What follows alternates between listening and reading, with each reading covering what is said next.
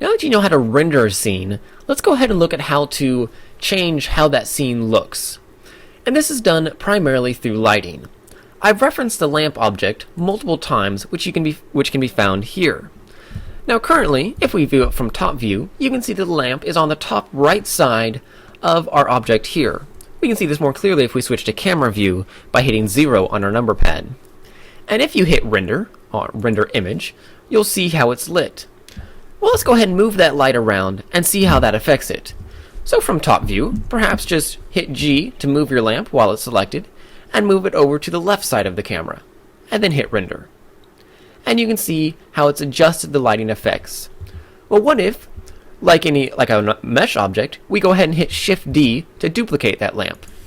And you'll now see that it's being lit from both sides. And so you can change the lighting any way that you want. However, there's a lot of different settings within these lamps that we can modify. And you can access these settings by going over to the lamp properties here. First off, you can see your preview right here, which shows that it's a fairly bright lamp, or fairly soft lamp actually. It's using the point lamp type, and then you can change that to a sun, spot, hemi, or area, which I won't talk about for the time being. But you can also change the lamp color, so perhaps this is going to be a blue lamp. We can tell it to be a negative, such that it takes away light. We can tell it to affect only this one layer within the 3D view, which I've not covered, but you can find through here. Allows you to work with layers, much like Photoshop. You can tell it whether to affect the specular or the shininess value of your model, or the diffuse to affect the coloring or the lighting. And there's a fair few other settings, but the primary one that you'll look at are the color and the energy. Let's perhaps turn this energy down, and we've changed it to a blue color, which then, if we go over and hit render, we can see how that's affecting it. So it's mostly being affected on this side, and you can see it's bleeding over a little bit there. Perhaps if we move this over a little more to the top, and then hit render, we can see that it's having a bit more effect there. We can change this lamp to any color that we want, or we can leave it at the default, anything that we wish. Perhaps we'll increase the energy on it, and then decrease the energy on this one, and then hit render. You can also have a shortcut key to render by just hitting F5 on your keyboard. So these are very, very simple lamps. Well, what about if we want to add a new lamp? You know, we can duplicate lamps any way that we want, but maybe we don't want to have to worry about changing all the settings over, or we want to keep these settings. Well, just like you can add mesh objects, you can hit Shift A to add a lamp object here, which then allows you to set it with any of the default settings, such as an area, hemi, spot, or sun.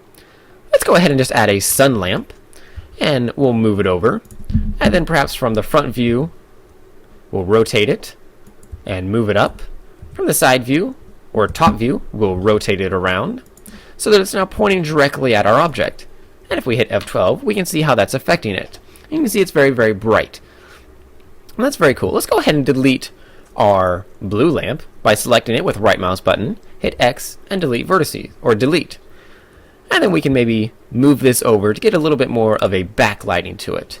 And then hit F12 and see how it's looking. So this is very cool. Perhaps we'll rotate this around a bit more and turn the energy down just a little bit, so it's not quite so bright. So you can see how playing with the lighting allows you to modify the way that the scene looks, just like adjusting the lighting in a room affects the way that the room looks. So these are very basic lamps within Blender that you can set to point, sun, spot, hemi, or area for various different purposes. You can adjust the color, the energy, the location, the size, and the type of these lamps. You can adjust the shadows and a lot of other different settings that can affect your scene very, very easily and dramatically.